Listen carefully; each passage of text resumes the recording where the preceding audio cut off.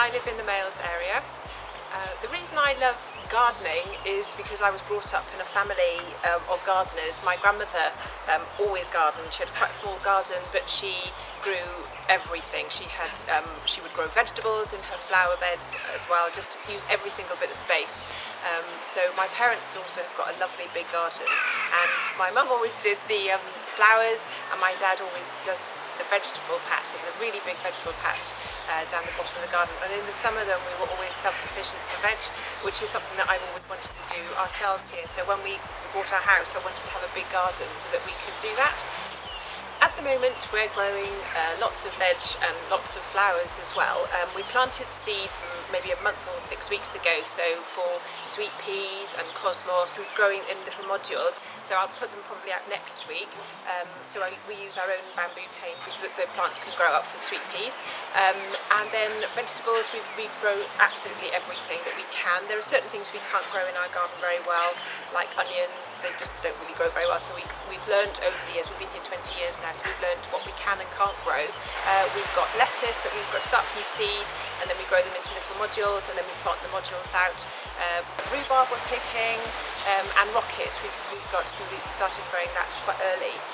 So we've been able to pick that at the moment as well. But a month ago we planted some radish, and they're beginning to come now. We'll probably be able to pick some next week, so it takes about 5 weeks or so from planting to picking, and then what we do is that every month we'll sow another row so that we've got successional sowing, so we've got lots of crops like that way. Things that we're picking at the moment are our artichokes, but that's something that we've planted years ago. We've got quite established plants now, but one of the things I would mention for the current situation is that we've had a box of seeds that we grow things each year, but we've forgotten about some things. We had the artichoke seeds that we had were actually really out of date, but we thought, well, we may as well plant them and see what happens. And we had 5 seeds left over, and 3 of them germinated, so instead of throwing them away, we've actually got 3 more plants. Planted garlic already. You could probably start picking some garlic, but chives, Welsh onions, things like that, rhubarb. A lot of herbs are coming up now as well, so that's really good. Mint, rosemary, thyme, sage, everything is really coming along now, which is great.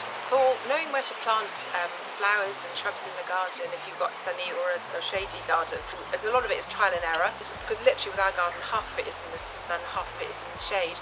Things that grow in the shade are things like cardoons or Japanese anemones, a lot of ornamental grasses, and they're great because they die down in the winter and they come back up in the summer. We've got things like smoke bush, which is lovely as well, and wigelia, and a lady's mantle, which is a lovely plant as well, which just keeps coming back, but that's great as well in the shade. In the sun, you can grow most things, love the sunshine, so we've got a lot of aquiledias at the moment in the garden. They're looking absolutely stunning. Plants that are coming up at the moment now are things like dahlias. You put mulch on top of them, like leaves or anything really to cover. Some people put carpet on top just to sort of stop them getting frost, and they will come back up again. You don't need a lot of space, and we have, but you don't have to. I hate throwing away plastic, so we tend to recycle as much as we possibly can. One of the things we got mushrooms in recently, we've now planted rocket in it, so we've got a little tray of rocket. Spinach grows really, really easily because it's got quite shallow roots, so we found an old foil tray which we've got spinach coming up, which is fantastic. We needed to find something else to grow more spinach in, and we found an old washing up bowl which we've now got spinach growing, so you can literally grow plants in absolutely anything at all. We've even using the old terracotta pots that were a bit cracked, which normally we would probably have thrown away, but we filled them with compost, and we've got carrots growing in them because, you know, we're literally using every bit of space that we can. So even if you have got a small garden, you can always find something that you can grow.